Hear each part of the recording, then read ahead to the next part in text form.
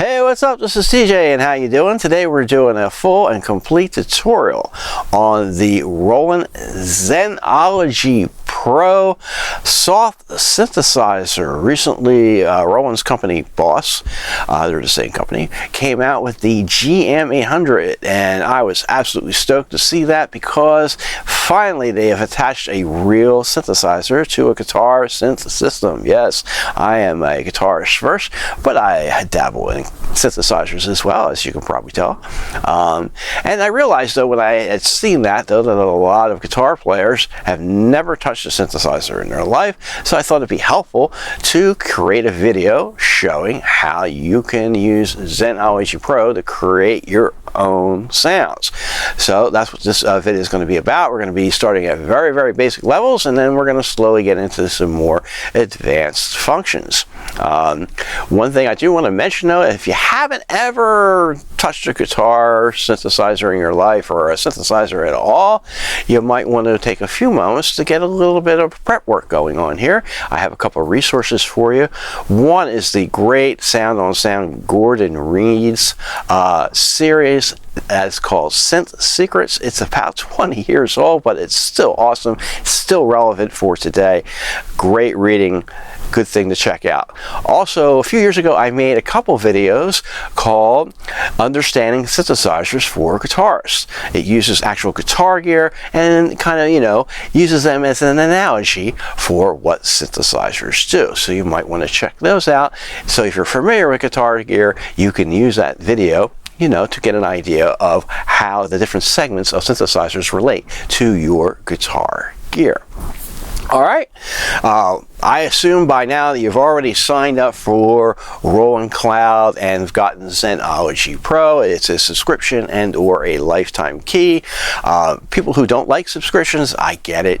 Okay, I just ask you, don't go down in the comments section and tell me about it. There's nothing I can do about it. But you need that in order to get the Pro version, and you'll need that in order to edit your own sounds with the Roland Cloud and Zenology Pro. All right, so let's get started. All right, so let's dive in, right? When you look at Zenology Pro, you open it up here, you'll see this screen. This screen looks very much like Zenology Lite, which is the non-editable version of that.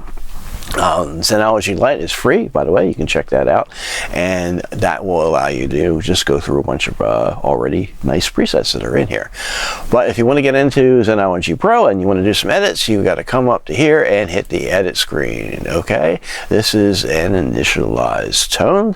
Okay, and we're going to focus on the section right up here. This tells you about everything you need to know a lot about the Zenology Pro and how it works. Now, if you're a guitar player, as I mentioned before, you're used to signal change, right? You're used to your guitar is the first part of the signal chain. You've got, pedals and so forth. And then the end part of your signal chain is your amp, okay? So Zenology Pro and all synthesizers are pretty much the same idea. So let's take a look up here. This shows you your signal train up here, right? So the first part of that is the pitch, the LFOs, and the oscillator sections. And as you click through here, you'll see here on the bottom how this changes. Right? It just slides through here to the different sections. All right.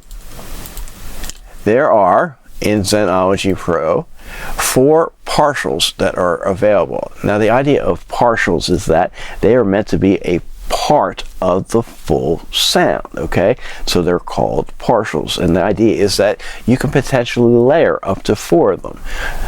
Many times with synthesizers, what you want to do is just get different parts of the sound. Say your attack portion may have a certain, quality to it. The sustained portion of the sound may have a different quality to it. As it goes through, the quality may change in the sound, and as you let go of the sound, you release the sound, okay? It may have a different quality. So the different partials are part of the sound. That's the concept with that. With the GM800, say for example, once you set this all up with all the different partials into one tone, the GM800 has 4 additional parts that you can layer all those. So actually what you're doing, just to give you an idea there, is you are potentially layering up to 16 partials, right, for each part, and then each part over and above that. And of course the GM800 has that rhythm part to go along with it. But we're just going to focus just on one partial here, right? This first one here, right? So this is this first row, all right? You've got this in here. You've got these pitch functions. You've got the oscillators and so forth. All right, I'm going to talk about that in a minute. You have this over here. This section here is a different type of signal flow and different types of modulations that are available. The standard, which is off here, okay, that's what we're looking at now. There is sync, which is oscillator sync. I'll be explaining that later. Okay, you have ring modulation, excuse me, and then you have two different types of cross modulations. Okay, much more advanced stuff. We're going to get into that later. I just want to talk about what that is right now. But we're going to leave that off so we have the standard signal flow. Okay. Now, you have two things here. You have your pitch and you have your oscillator. We come down to the windows down here, okay? And this is your pitch window, okay? And these are your oscillator windows, okay? Let's talk about the oscillator ones first, though. With Zenology Pro, you have several different types of sound sources or oscillators, okay? You have PCM, which is basically samples. Okay, you have VA, which stands for virtual analog. That is a virtual inside your computer, a representation of what an analog synthesizer would have in terms of its sound sources, the simple waveforms. Okay, you have these PCM syncs, which are just basically waveforms that are more complex. Okay, you have a large selection of those. You have Roland's famous super saw, which is often heard in a lot of electronic music. Okay, and then you have noise, basic noise, right? Okay, so let's start with the PCM. When you first pull this up and you're in initialized tone, you'll get a piano.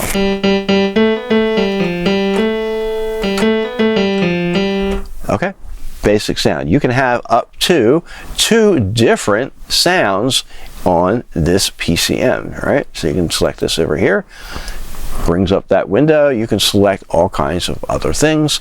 Let's say, for example, I want to have a string sound with this. I'm going to pick anything here. All right. So now I have a piano and a string sound.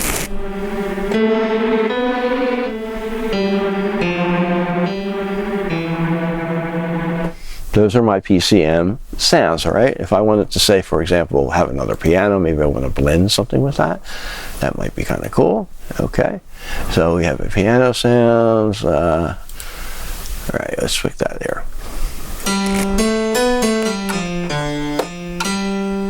Okay, so those are 2 piano sounds that are blended together to, you know, hopefully being better than one in terms of how the sound quality is. All right, so you have 2 different types of sounds there. Now, you look up here, you have a few things you want to keep in mind, right? You have this section here. Okay, this gives you certain parameters that may be important for you. This is a global section, so this gives you portamento. Portamento is the glide, say, from one string to one key to another. Okay, you have what's called analog feel. That basically means that it'll give a little bit of variance to each one of the pitch, each one of the envelopes and LFOs. Okay, you have your tuning, coarse tune, which is in semitones. Okay, right here. You have your fine tunings, which is in cents. Okay, you have things that you can use that are in unison mode. That's up here. We'll talk about that again later. Okay, your panning and octave shift, and these are your ADSR switches. ADSR stands for attack, sustain. Attack, decay, sustain, release. That's a acronym of how envelopes will work. Or you can have a simpler envelope if you click the switch here, okay, and that'll give you what's called an attack delay envelope, right? Just a very similar one. Again, we're getting a little bit advanced here, but I'm just going to go through each section here so you know what it is, right? All right, down here is your pitch window. Okay, again, this has coarse tune, fine tune. It has random tuning, so each key that you play may play a random note. Okay, this has what's called envelope depth. Right here is an envelope. You can create the pitch so it will change over time, understanding what an envelope is. An envelope allows something to be modified over time, right? This, again, here, if you look at it, it is the attack, okay? This being the sustain stage, okay? And this being the release stage, okay? And this being affected by LFO1, LFO2. If you don't know what an LFO is a low frequency oscillator, similar to the oscillators that we're talking about up here, but they operate at a very low frequency, usually less than an audible frequency. And the idea is you use those low frequencies to create different modulations, different variations. Okay?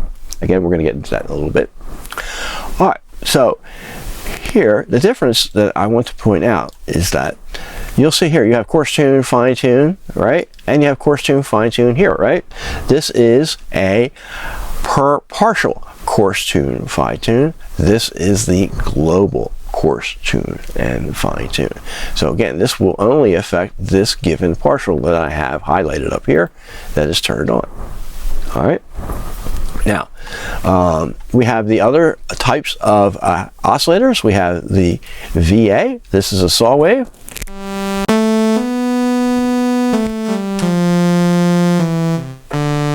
It's a very common thing that you'll find on, classic analog type synthesizers.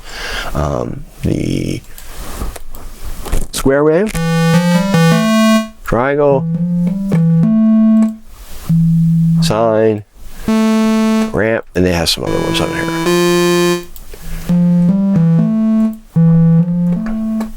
Okay, and then you have these what they call PCM sync waves. These are just basically more complex style waves. Okay, they have a different sound to each one of them. Say, just pick them at random.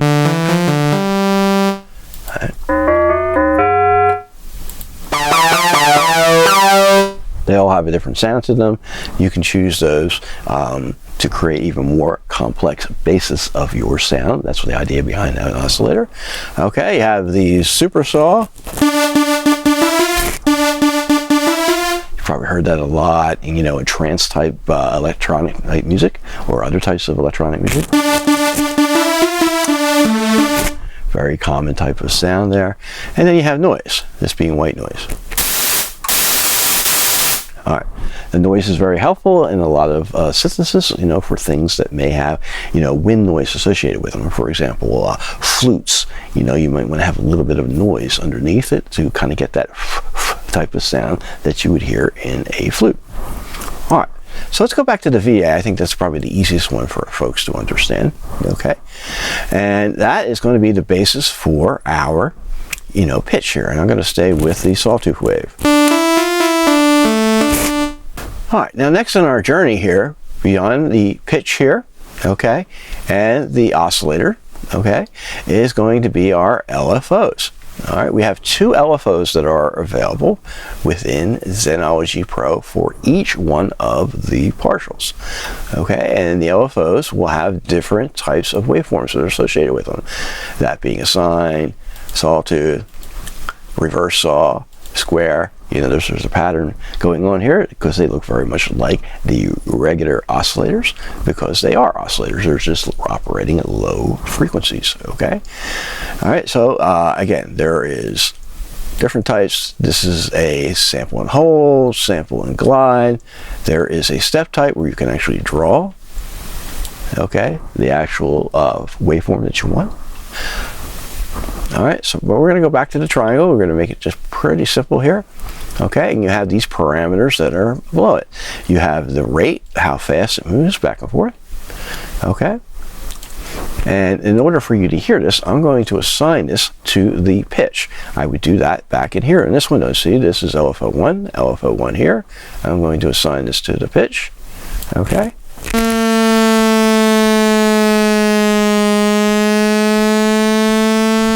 So you can see that is actually affecting the pitch. All right, I can increase the rate. I can do that either here or just right up on the screen here. That's affecting the pitch. And then, you look at these different waveforms, just for example. Okay, let's say the step, or the sample and hold, excuse me.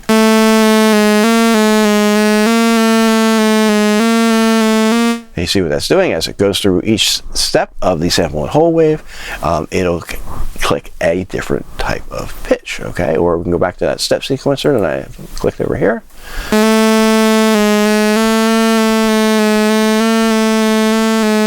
As it goes through each individual step of the 16 steps that are available here, it will create a different pitch, okay?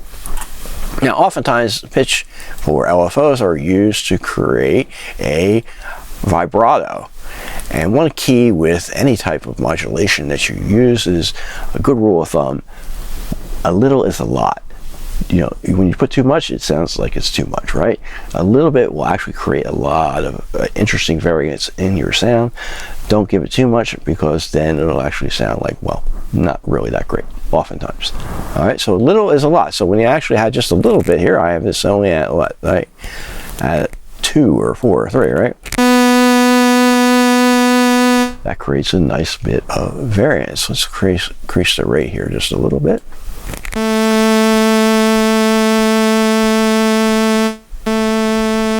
Okay, now you have a couple options here. This is tempo sync. Okay, this means that it will sync to the tempo, that being the LFO. So the top of the waveform and the bottom of the waveform will be synced to the beats of which you are playing. That can be useful for a lot of different things. And then this is what's called key trigger. Now with an LFO, okay, it usually would just keep running, and whenever you hit the key, okay, when it's not in key trigger, it'll just start at whatever part of the waveform it just happens to be when you hit the key. But when you hit key trigger, okay, it'll start always at the beginning of that waveform, right here at the 0 point.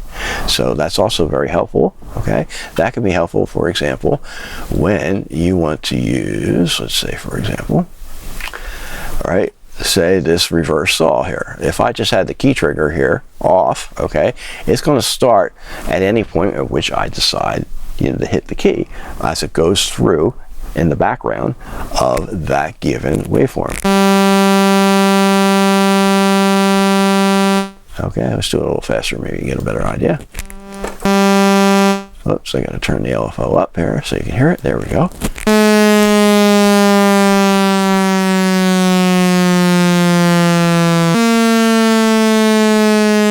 All right, now if you listen to that, you heard that the first time you heard the key go off, the pitch drop came from a different point than the second time, because the first time you heard that, the pitch drop was actually somewhere in the middle of this cycle here, okay? But if I hit the key trigger, it's always going to start at the top of the cycle, no matter how many times I hit the key.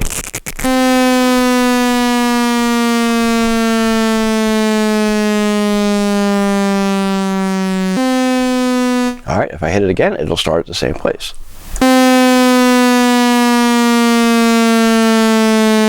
So that's what key trigger does. All right, I'm going to turn that off here, and we're going to go back to our triangle wave and speed that up so we get a nice vibrato going here.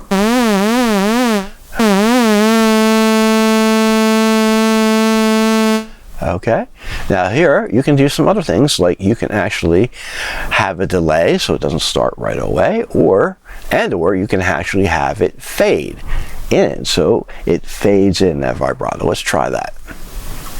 All right, and you'll see how that's working in the display here.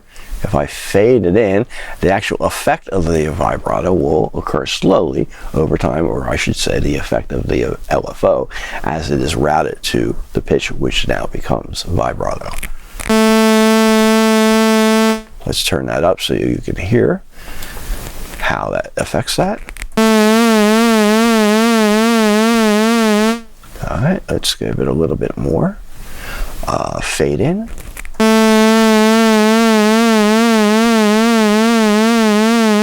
So now you can hear as the fade in comes in, the width of the vibrato gets wider and wider. So that's what the fade does. All right, we'll turn that back down. All right. All right, so now I just want to have a little bit of vibrato on my first partial here, right?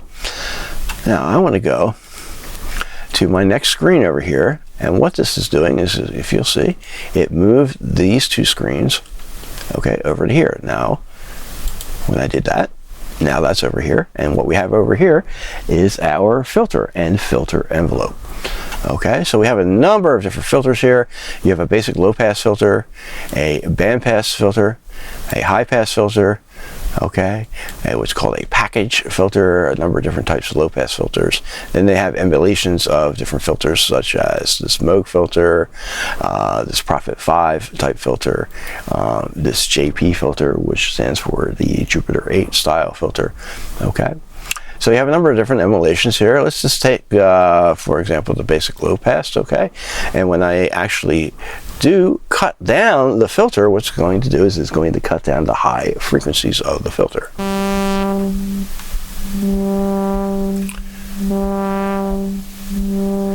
So that's what it's doing, is cutting off the high frequencies. That is a part of what they call subtractive synthesis. You're subtracting the very, high content basic waveform, that being our sawtooth wave that we started out with, and you're cutting it down. So it gives it a actual more of a character and not so, big one sound per se.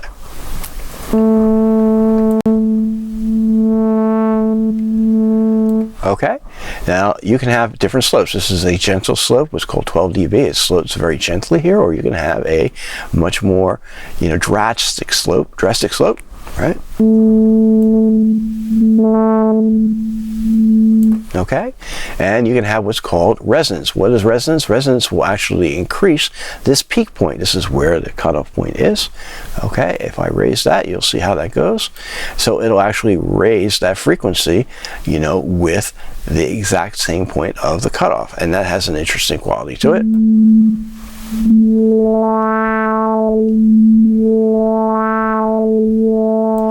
Okay, so that's how you get that type of resonant type of sound. Here, this is a velocity sensitive, so it'll actually affect the cutoff based on how hard you play. Okay, that's the velocity sensitivity. And this is also very, very important. This is what's key follow.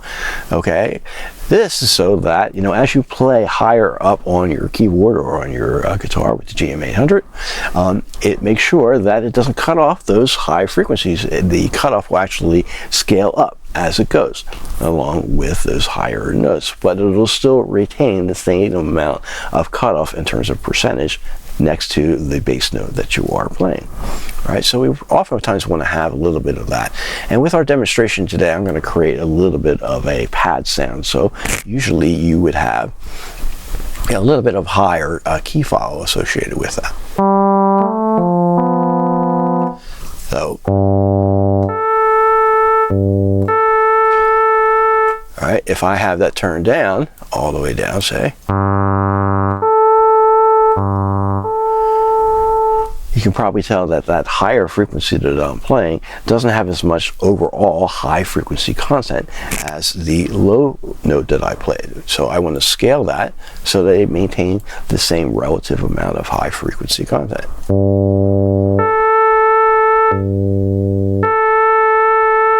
Okay, so that's what the key following does.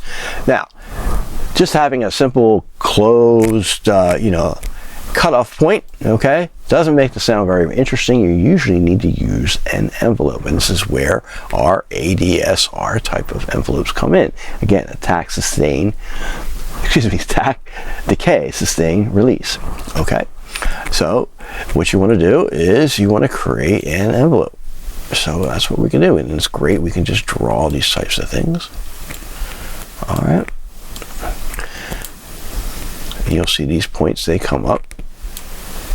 So these are different stages of the envelope. All right. Now, here is an attack portion, okay? The Zenology Pro also has a hold portion, so it can hold this certain stage here. You can either use this as a secondary attack portion or a secondary decay portion, depending on how you look at it, right? So here's the attack. Right, since I have it below the attack, it's a secondary decay of that, and then it goes to this sustain stage. What this means is that when I hit the key or a note on my GM800 guitar synth, okay, it's going to go through up here to the high point, come down here, and it's going to stay at the sustain point until I release it here. All right.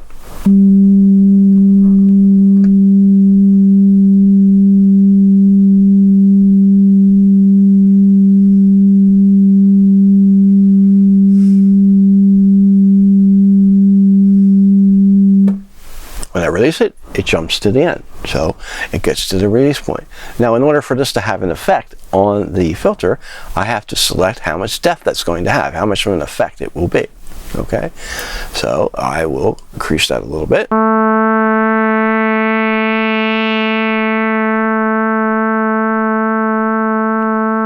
And you can hear as it goes through the envelope, it will change the sound. Let's make that a little bit more drastic so you can hear it.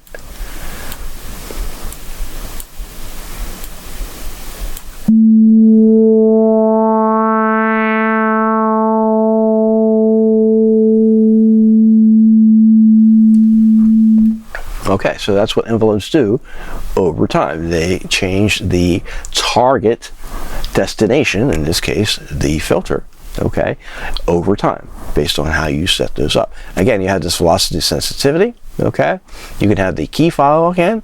Very commonly, you might just select an LFO to affect the given cutoff point. Let's say, for example, we can go back to the second LFO here, okay? And I don't know, let's say, let's pick this sample and glide, okay? So what that means, it will glide to the next note. Is that this one? This one, excuse me. That's the sample and glide. So now it'll glide, and if I actually add an LFO here, in terms of the amount of this will affect to that.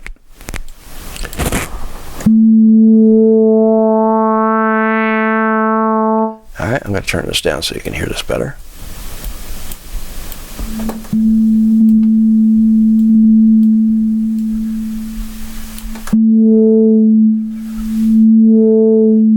So what you're hearing here,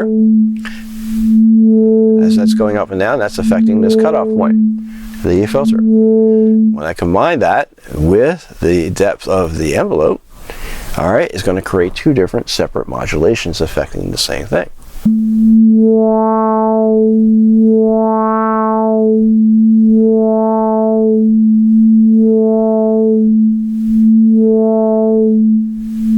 Okay, so let's make that a little faster. All right, again, a little is a lot, so we want to turn this down.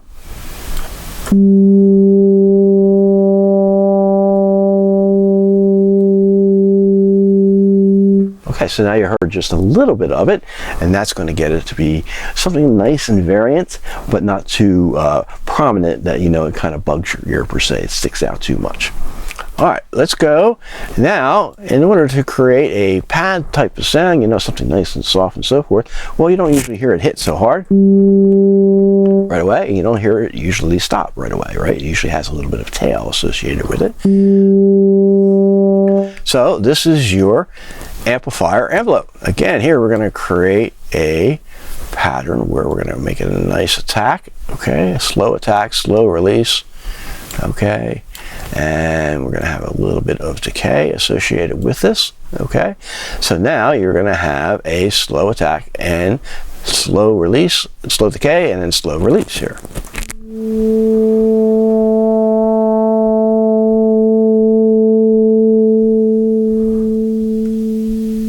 As I release the key or the guitar string on your GKC-AD, you'll find that you'll have that, and that works best with, you know, a lot of chords.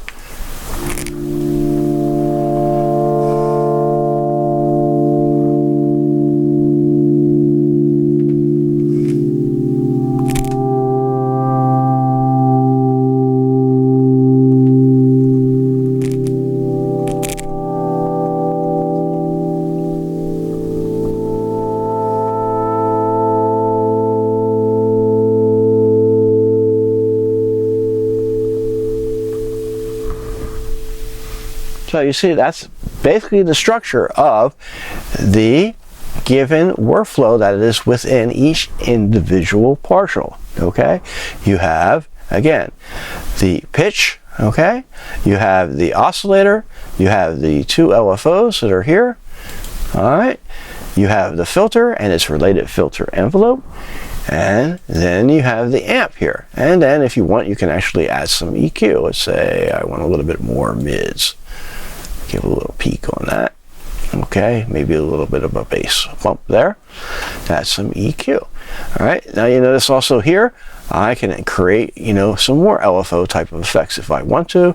Let's say, for example, I want to go back. Remember, LFO 1 had this, you know, a nice thing that I was using for vibrato. Maybe I also want to use that for some tremolo. All right, so I'm going to go to the amp here, and I'm going to increase that, and it's going to create a little bit of a tremolo sound.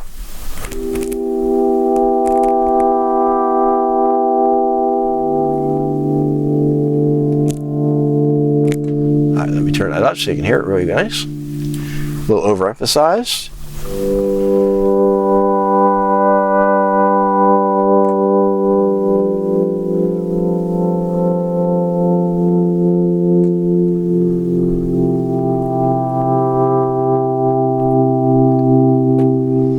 So awesome, we created our first little pad type of sound. Very cool.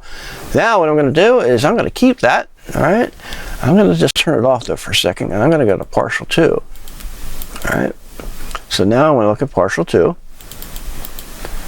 right, and again, I want to highlight that here. All right, what I want to do is I want to create a little bit of a different sound to layer with, so it is my second partial, right? Now I'm going to use one of these PCM sync things, right? I have no idea which one I'm going to use. I'm just going to pick one. Something a little buzzy, maybe. Not that buzzy. That's nice. What is that? That is the sync triangle, okay? All right, now quickly, you know, again, I'm going to select that, all right? And now what I'm going to do here is I'm going to actually take the tuning here, and I'm going to turn down the fine tuning here a little bit, and that'll create like a beating type of effect against the first partial, which I had fine tuned up a little bit here, all right? So to hear that, now they're both on.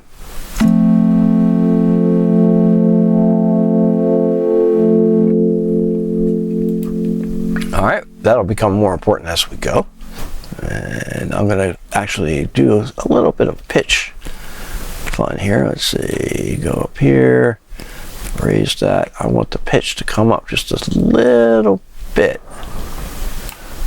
when the note starts.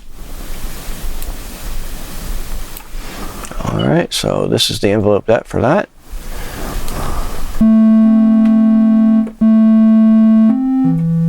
All right, just to overemphasize that. See how that increases with that envelope? But I only want it just a little bit, so that when I blend it with the other one, it'll actually sound like it's becoming wider as it goes over time. All right, so we're going to keep that. Here again, let's see, we're going to try some different things, all right? We're going to go to the first envelope here.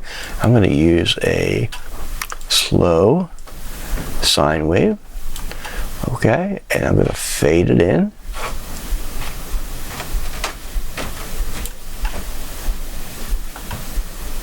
All right, and I'm going to have that affect the pitch here a little bit.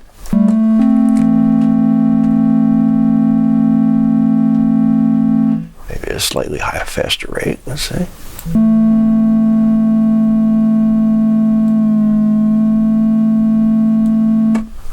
Okay, and again, we'll go over here to the filter. I'll select a different type of filter. Let's say this Moog style filter, which is known as a ladder filter. A little bit of resonance here. Lots of key follow. Okay, and now I want to get an envelope going here.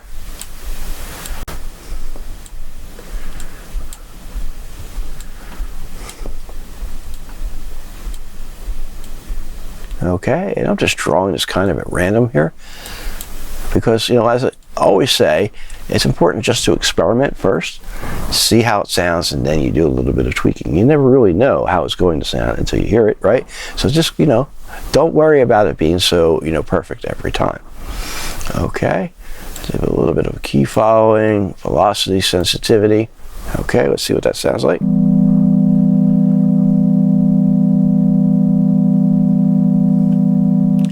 Get a little variance with LFO2 here.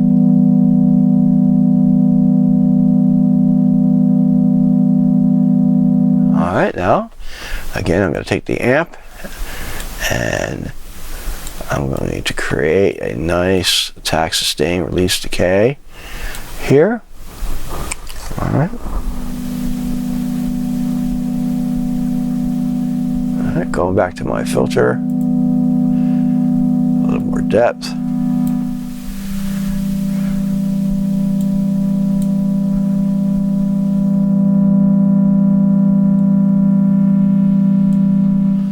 Alright, now I'm going to blend that back with the first one. So now I have both partials up. You're hearing both of them.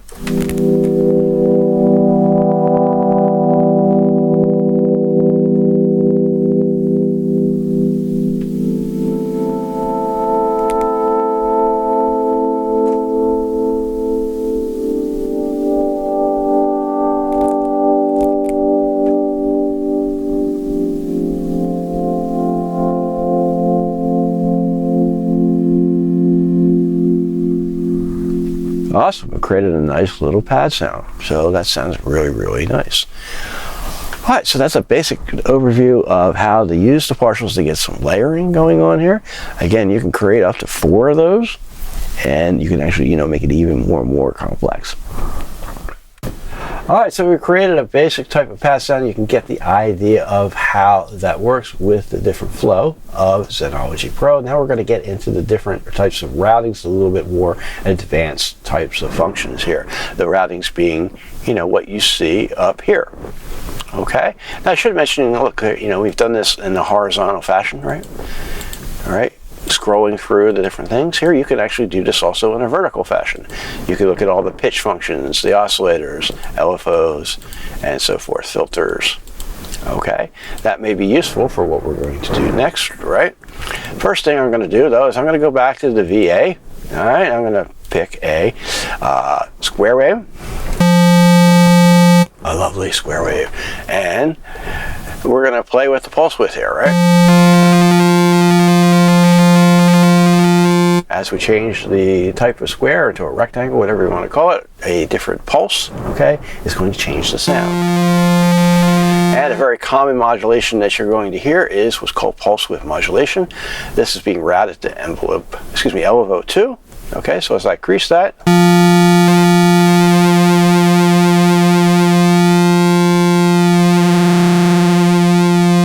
and or increase the speed, you're going to hear pulse width modulation. That's basically doing the same thing as what I was doing here, but it's doing automatically via the LFO.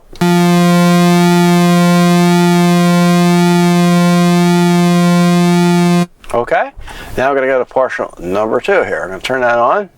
All right, I'm going to do the same thing.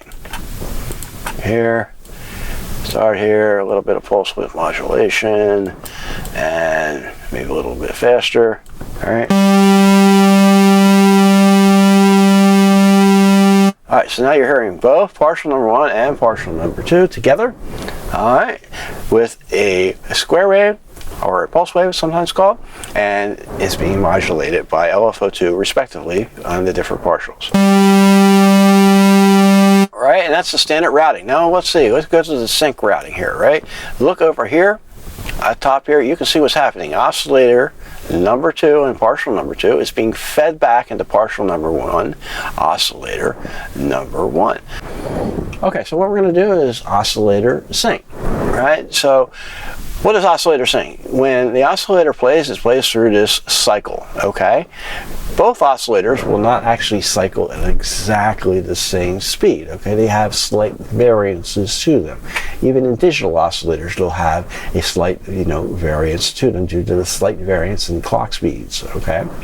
What sync will do is it'll force both oscillators to start at the same point. It'll start right here, okay, whenever I hit a key. So if I hit sync, it'll automatically start at the same point, no matter where it is at the end point of which the last key was played and or where it was before I played the key. The importance of this is that it creates a distinctive sound that you hear a lot, okay, in synthesis, okay. Now if I go to the pitch here, I'm going to demonstrate that. That is pitch 1, pitch 2 for the different partials, okay? If I change the pitch to number 2, it's going to change the actual pitch of the sound. Alright, but if I change pitch 1 when it's in sync, okay, it's not going to change the sound. It's going to change, not going to change the actual pitch, excuse me, it's going to change the tonality or the sound of the pitch.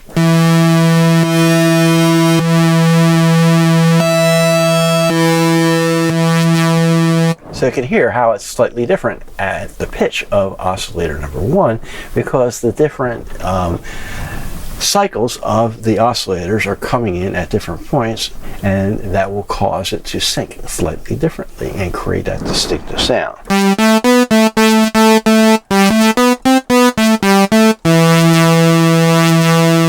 Okay, so you get that kind of buzzy, kind of sync sound. Very, very common. You hear a lot in synthesis.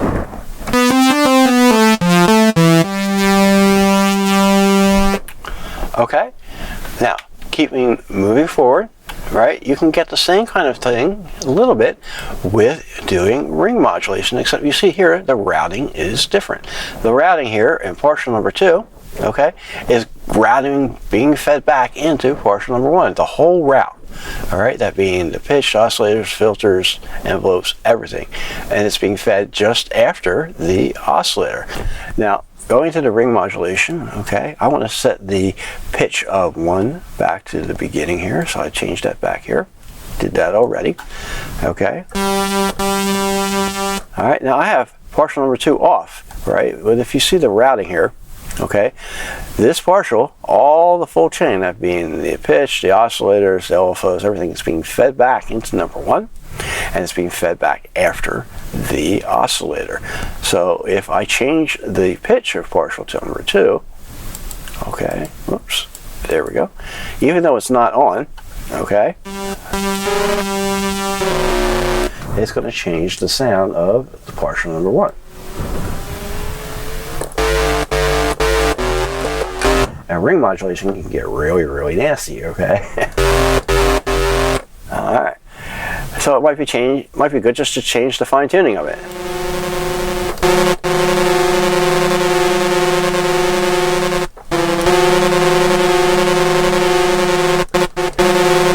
Okay, so that is ring modulation. Moving forward to cross modulation, again, it's just a different routing. See here, it's being fed back into the pitch, right?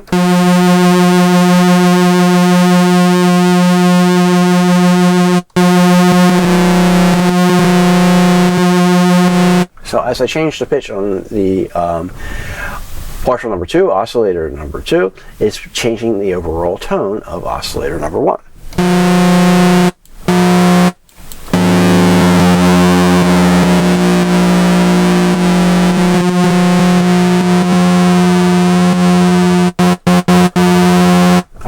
Get a really grainy, kind of like rich type of sound. And that may not sound so great right now, but once we add some filter effects and so forth like that, it'll actually sound pretty cool. So we're going to do that. All right. Just to cross mod number 2, the only difference is that you see there's an extra feedback loop here.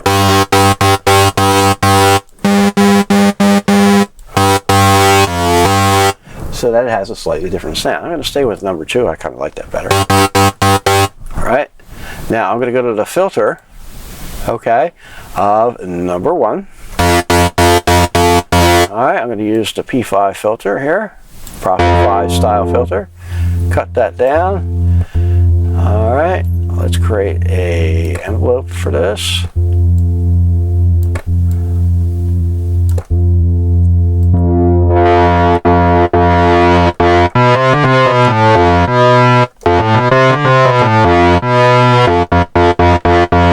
Alright, give it some resonance.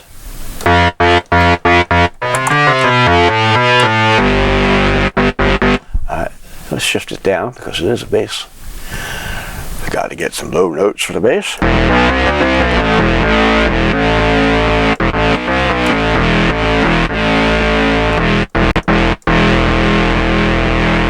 Okay, so I'm going really quickly here.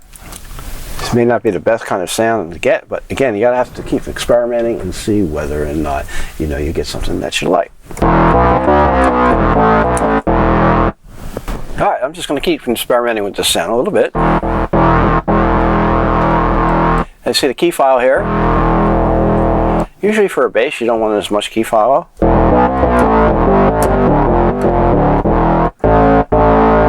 Alright, let's get the slope a little quicker.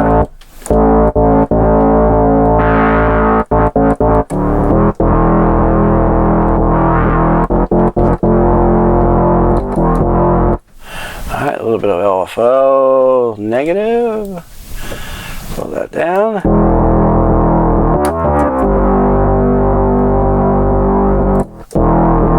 Alright, we might try something fun here. We'll do the same one hold.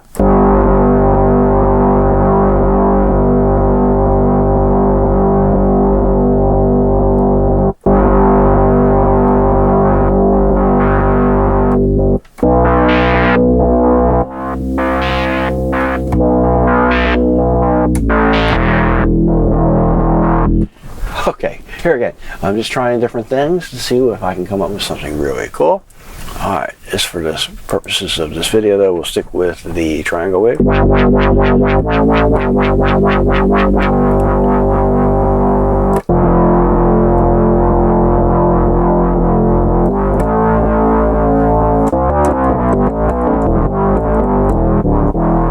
Okay, so up to this point we created this basic, type of bass sound.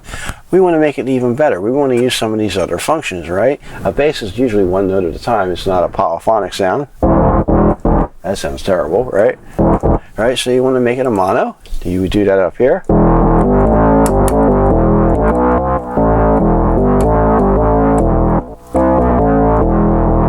Okay, and maybe you want to add some portamento.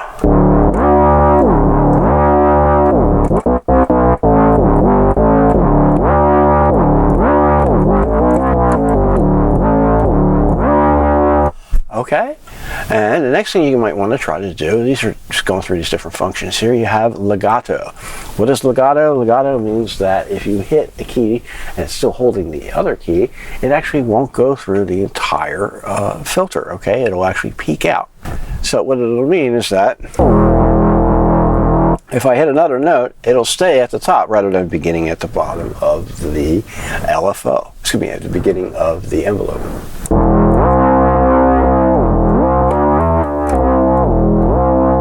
But if I repeat the note and lift the other note ahead of time, you're still going to get the attack phase of the envelope.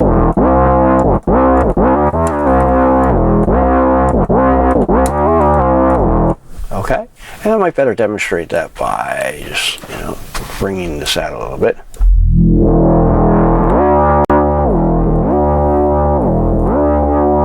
All right, I've connected the notes, now I'll deconnect them.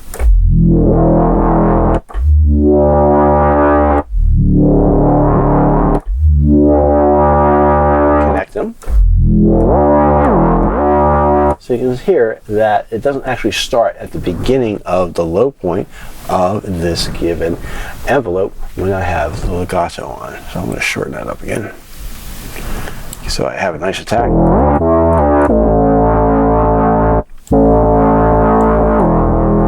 Alright, and lastly you have this unison function. Unison is going to change it so that it will play a number of voices slightly detuned from each other, and then it'll create an actually even bigger sound.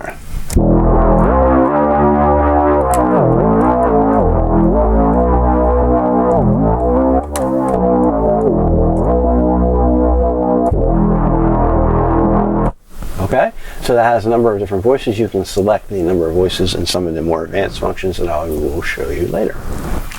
Alright, lastly, I have never talked yet about the FX in here, right? We want some effects, right? So we have two different types of effects. We have a reverb and we have this multi-effects, alright? So let's see, we want maybe a flanger, alright, in our multi-effects. This is the level up here.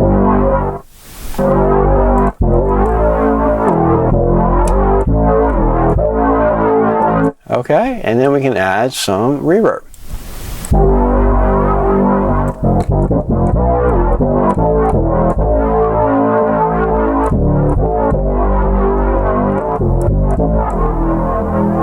And you'll see here in the effects, you can actually assign these to different CC numbers, or you can assign that to different controllers.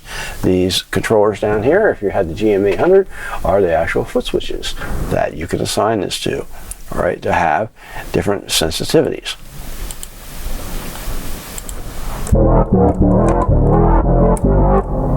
Alright, so you have a number of different effects here. There's combinations. These are fun, like an amp sim, say, and a chorus.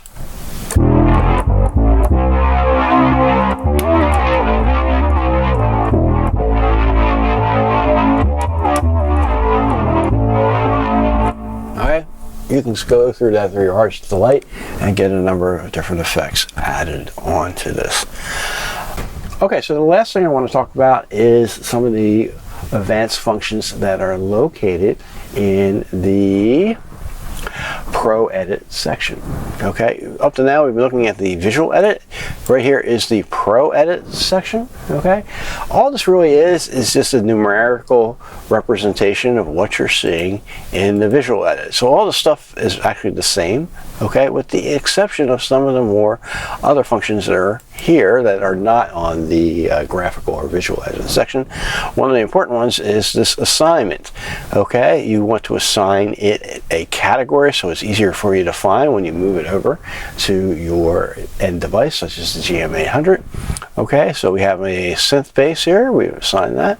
All right, and then when you go all the way down to the bottom here, these control functions, the control and the matrix controls, there are some extra control functions that you may want to assign. For example, if I want to assign, okay, aftertouch, all right, if I want to assign that to the pitch, okay, PCH pitch, okay, and I turn this up here, now the aftertouch, when I hit it on the keyboard, or you can select aftertouch as a control source on your GM800 with one of the foot switches, okay, it'll be able to, you know, affect the pitch. So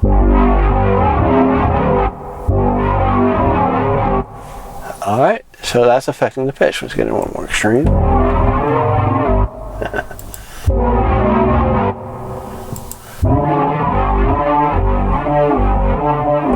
Okay, so the aftertouch is affecting the pitch. All right, I can select that to any source that I want.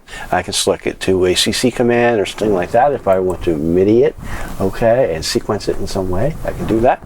All right, and then you have these matrix controls. They are similar in that you can assign different functions to actually control something else. Let's say, for example, I want to assign the source function of I don't know, let's say the velocity, the amount of velocity that I play.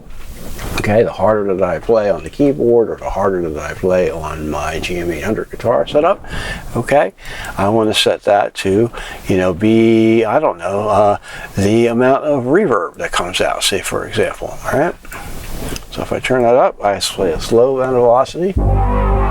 Here, only a little bit of reverb, more. A lot of monstrous reverb. Little, lot.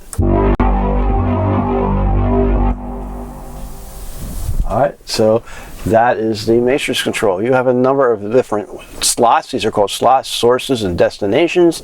Experiment with these. These are the way in which you want to use some more advanced functions to create variances as you play. Okay, and the effect of your playing will affect the sound of the given thing. Let's just use something else instead of reverb. Say, for example, I want it to affect, say, the cutoff. Alright, so in this case, I'm going to say the more velocity that I use, the darker the tone, because I'm going to reduce the cutoff, right? So, low velocity, maybe lower. See how it got darker as I went lower? As I got harder, excuse me, with the velocity. More velocity, I go the other way. Okay, So that's how you can use sources and destinations in the matrix control section in order to change things as you actually play.